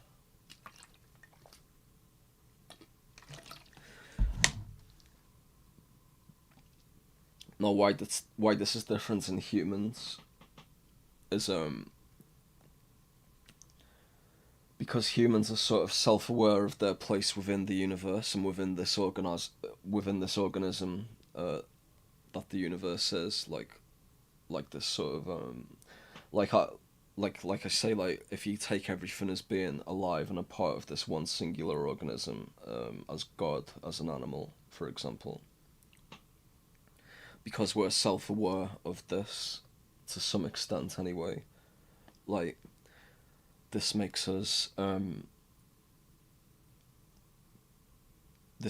like godly beings in the sense that we are like the microbes of the universe that are aware that we are the universe, if that makes sense. So that automatically makes all humans incredibly beautiful because we've achieved that evolution towards beauty that like nothing else that we can identify in the universe has done. And obviously we can sit here and talk about like aliens and outer space and stuff that may have evolved higher than us, or even, like spiritual beings like angels or ghosts or whatever, or aliens and all that stuff, but that doesn't really matter in any way. Like, all that matters is the fact that like every single human being that is alive is like incredibly beautiful, precisely because we've evolved in that capacity, like under the command of the driving sense that goes into everything in life within the universe. So if you can sort of accept the fact that like all life sort of converges towards beauty within the universe, then that means the universe itself must have an instinctive purpose built within its operating system. And if you want further evidence that the universe is sort of like this not random but like organized sort of system or animal, all you have to do is look at the fact that music exists, and it's like an intelligence that is beyond human. So what I mean by that is musical harmony is something that can be like mathematically explained. So, for example, we can like explain mathematical harmony with like equations and numbers and such, and as such, music can be mathematically measured. And because of that, it means that we didn't create music. It means music already existed and we discovered it. So what that means is there is an intelligence essentially woven into the fabric of the universe. And because we are discovering this intelligence and we are self-aware that we are part of this singular organism and such, it means we're like human getting caught in my we're on this upwards trajectory towards godliness. And if you're an atheist or whatever, don't like sort of scour at the word godliness. Take it in like sort of the sense that I'm trying to explain logically and like with a little bit of science. We're like on this upwards trajectory towards, I don't know why I can't say that word, upwards trajectory towards beauty. Because anyway, why I say that is it should inspire you to realize that because you're like a beautiful being, and you're like more beautiful than anything else that exists almost, apart from like other human beings, of course. It means you need to have the self-value that, and you need to have the self-value that that is going to inspire you to basically go through all the things that I've talked about and persist with them. Because this is where, like I say, this is the place where a lot of people fuck themselves over. Like, they think nothing matters or whatever. Or they try to find drive in like unhealthy manners, such as anger towards other people, or anger at themselves, and so on. The healthiest way to achieve like drive is to sort of realize that all of us are part of this one single organism, and we're like all on this path towards beauty, and as such we need to be driven by this purpose that we've discovered to keep creating beauty. Because if you don't create beauty, then you become the outcast gorilla in the herd that gets cut away. And that's harsh, but it's true. Because when you stop creating beauty, that's when the universe is done with you, because the universe doesn't want ugliness. And even if, let's say, like, this is sort of something a lot of incels will say about themselves, for example. They'll say, oh, I was born, like, ugly, so there's no point trying, because, like, life only rewards beautiful people. And they essentially see themselves as, like, the like, the gorilla in the park who gets booted out of society. The difference with humans and gorillas is, because we're like a lot more intelligent and such, and conscious of our place in the universe, we can devise like the kind of systems to make like life like a harmonious place for everyone, as long as we all sort of converge towards beauty as the universe intends us to.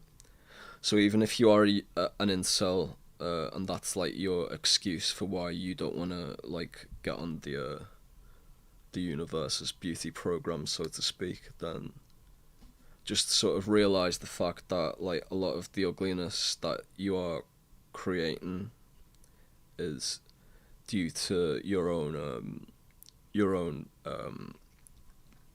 perception of yourself, which sort of ties back into everything that I said earlier.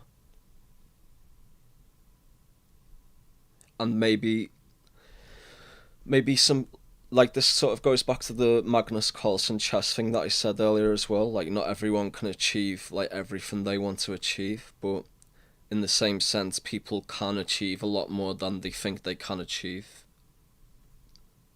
as well. Like, you just sort of have to understand that even if you think you've tried everything, you just haven't tried hard enough yet to get what you want.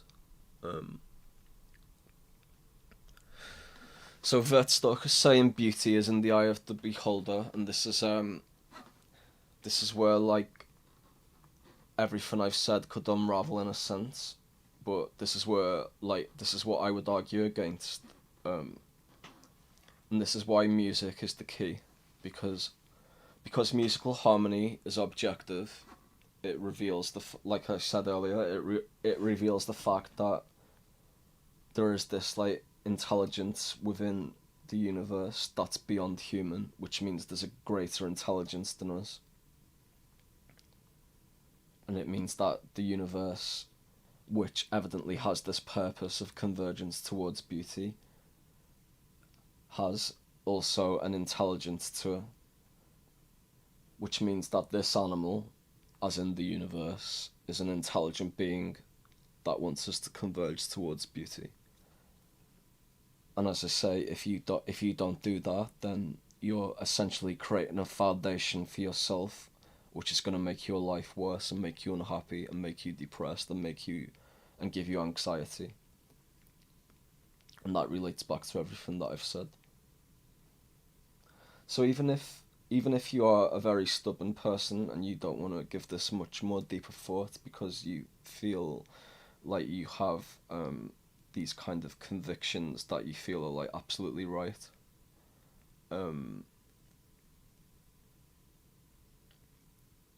even so, like, you can still find motivation in other ways. It's just that I think this particular form of motivation is like the prime essence of like reality and life.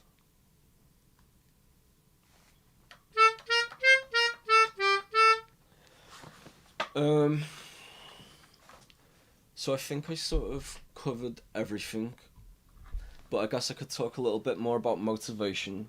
I mean, I talked about everything in regards to mind, body, and spirit, and how that all sort of interrelates. I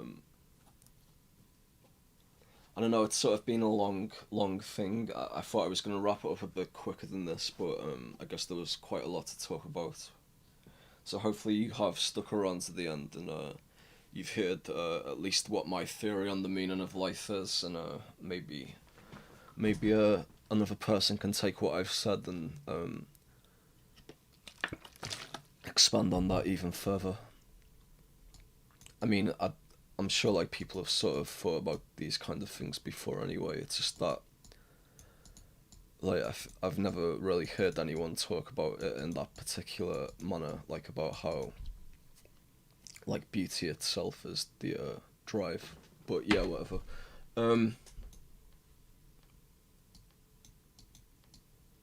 So someone in the chat, Gind Face, says an autonomous aesthetic cannot emerge from a study of beauty alone, but only from a study of the dichotomy of ugliness and beauty.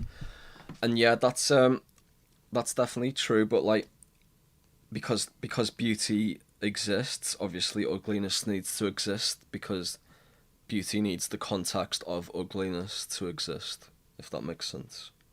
I mean, like, it's pretty simple, but yeah. So like, you can study ugliness and you can like put yourself on a path of ugliness, and obviously like that's something that like a lot of intelligent people do and a lot of artistic people do as well. But if you maintain that path for too long, it's pretty much gonna backfire. And that's sort of, I think that is something that like you can just sort of see through history. And you can see it in people around you in the world as well. Like, people who engage in forms of ugliness seem to like, you know, it doesn't sort of work out for them. Because the universe is on this constant path towards beauty, as a whole, it seems to cut out it cuts out the lesser monkeys, so to speak. Like the gorilla example that we used earlier.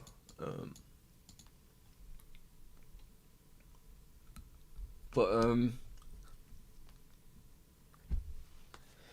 that's the thing about like human beings as a whole. Because we are aware in that sense, we do things that animals don't do. Like we celebrate ugliness at times, even if we're not fully aware of how or why we're doing it. It's still something that we do that animals don't seem to do. by animals I mean like, like other animals on this planet that aren't human.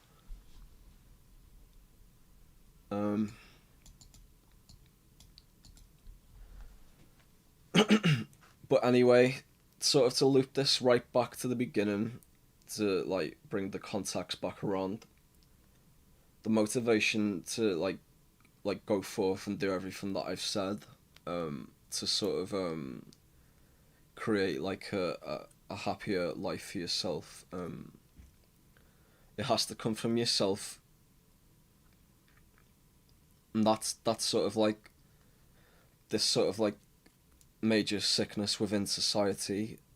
It really needs everybody, like even people who are healthy now, like everybody needs to look at themselves and think about how their actions, and like everything they do, sort of ripples through time. So just think of like the butterfly effect. Like what you do today could essentially like create an earthquake in like 100 years. And obviously that's like that's just like a bit of a stupid example, but if you sort of approach life with the philosophy that everything you do ripples through time, so as such the universe is programmed for you, which is to converge towards beauty, demands that you make the conscious decisions that do that are beautiful rather than ugly. If you if you approach life with that in mind, then essentially you will create a better world around yourself, and that creates a better world for other people too. And then you can do that without resorting to like emotional arguing, or basically like too much appeal to emotion essentially creates an unstable world for everyone. Like we all need to sort of dial back a bit and just like chill out and be content with one another, because like we're sort of like we're all stuck on this planet together, and in that sense, despite the fact that we're not all equal as people, we are all equal in the sense that we all live on the same planet together, and we all live in the same universe together, and we're all the same species. So as long as we are conscious of these things and let that affect every decision that you make, almost to the point of like religion, then the world will start to heal itself. Because the sickness that is in the world at the moment is because of the sickness in individual people.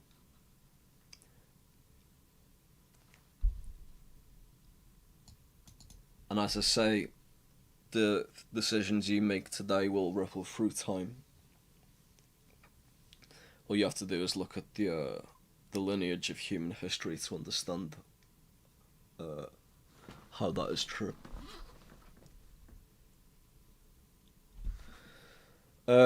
Ginface has just asked, have you ever read any Derrida or Deleuze? I'm sorry if I pronounced those incorrectly. I've never actually heard of them, so I haven't read any of that. I've never actually read much philosophy in my life. I started reading, like, it's a subject I've always sort of neglected, but I started reading a book called 100 Essential Philosophers earlier this year. And from there, I started reading Descartes a little bit. I bought his meditations book, I think it's called. Aside from that, I've only like really sort of glanced over like summaries of like different philosophies and such. I've never actually gone in depth and done a proper study of this stuff. But yeah. Oh, so Ginface also asks, where do you think the sickness comes from? So I think the sickness of society comes from individuals. Like the society we live in is the society we create because of what the dream. Like the society, like the world we live in is sort of a dream that we manifest in our minds. Like we create this world, basically, through our own dreams. So we sort of just need to like do everything that I've said, basically. Not sorry, I don't mean to sound like a fucking cult leader or whatever, but like that's where it's come from. Like, I don't think there's like, I think to sort of like point the finger at one particular thing or like point to like something that's injecting it into life is a waste of time, because you could, for example, you could say like, oh, the like this is something the flat earth guy was saying the other night. He was saying, oh, the elites control us and all this stuff.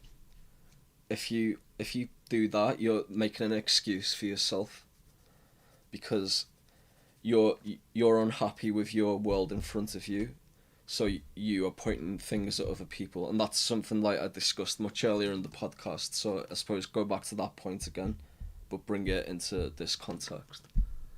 And then Gintface again follows up. He says,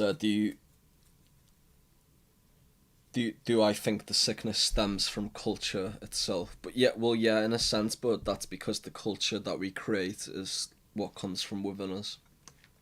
And obviously there are people in the world who are more influential than others in how culture is created. But you're not going to get those kinds of people to come around to this stuff without just sort of appealing to their logic, as I've tried to do today. So like the people who are injecting like these sort of negative things into society are 99% likely to be depressed and anxious themselves. Otherwise they wouldn't do it. And then again, this user Gindface says, you should read Nietzsche. I think you may have a lot in common. Yeah, there's if you're listening to this and you follow like Dream Catalogue, there's sort of like a artist who went by the name of Castle for the past few years. He's like a big reader of Nietzsche, and he's sort of made the same remark to me a few times. So I'll probably get around to it eventually. Like I am reading books a lot more these days, and I'm planning to do the 52 book challenge thing next year. Like where you read 52 books over 52 weeks. Because actually I used to read like 30 or 40 books a year before I started Dream Catalogue, but like as I said earlier, because Dream Catalogue became such an ascetic endeavour, like I really didn't have any time to do anything like read books for the past few years. But now I've sort of like really changed my entire approach to life this year. Like I say, I want to get back into reading again.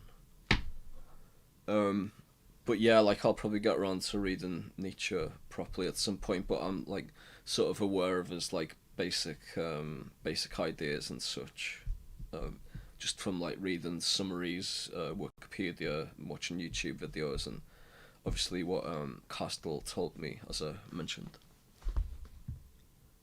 Yeah, so that's Castle with one L. He's got an album on Asura Revolver. I forgot the name of it now. But yeah, he's actually working on a book at the moment as well, that guy. Yeah, he's sort of like a closer friend of mine from the scene.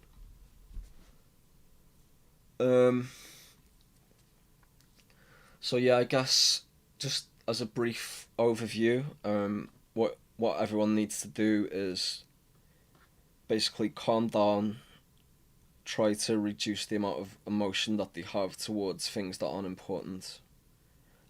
Direct that emotion towards things that they love, such as like family and friends and stuff.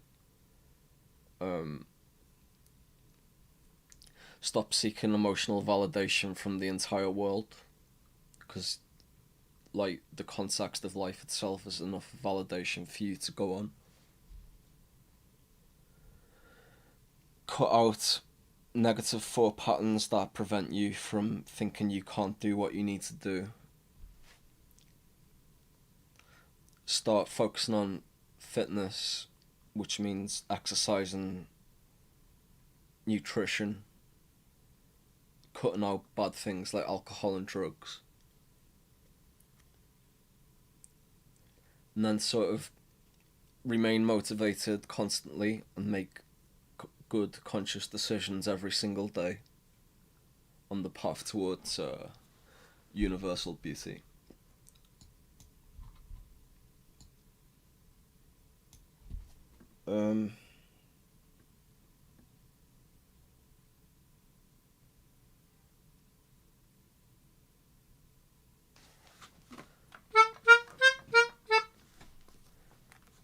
If you listen to this, for example, this is a beautiful chord progression that the human mind reacts to positively.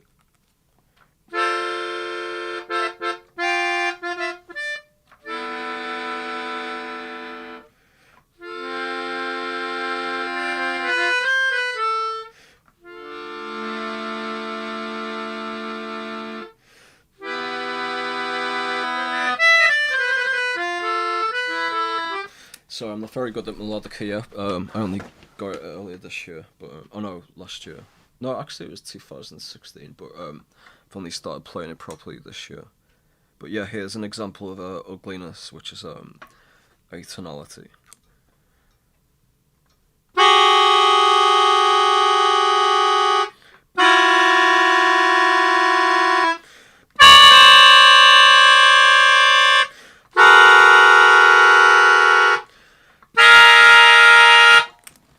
So as you can see, the first thing that I played was a lot more beautiful than the second one, just objectively. And obviously there's, we have, say that second one I played, you shared your first kiss too, and you have like a positive cognitive association with that. That's subjective beauty. What I'm talking about is objective beauty, as in like the mathematical harmony of music.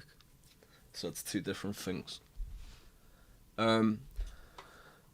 So everyone's just sort of like saying thanks for the talk today and such in the chat now, and Ginface, who's obviously left a few comments, says cheers really enjoyed this, would love to chat about philosophy and culture sometime. We spoke briefly before about logos once. Oh, so that's Bobby. Oh yeah, I remember talking on email a while back. Sorry if I got your name wrong, then I've spoke to so many people over the years, but I think your name was Bobby if I remember correctly. But yeah, we run this podcast pretty much every day, usually around 6 o'clock in the evening UK time. So just always pop by and we can chat philosophy and such if you feel like you can the whole premise of this podcast usually is the chat room asks questions and myself, Shima, and a guest will pretty much answer them. And yeah, shout out to Kagami Smile as well for popping up just at the last moment here as well. Fellow music creator and dream catalogue artist. I mean, I could get a lot more deeper into spirituality and stuff, but I didn't want to go too far beyond the logical things that you can sort of extrapolate from science and data and stuff. I mean, you can get well deeper than that, definitely. But yeah, that's just the basics, I guess.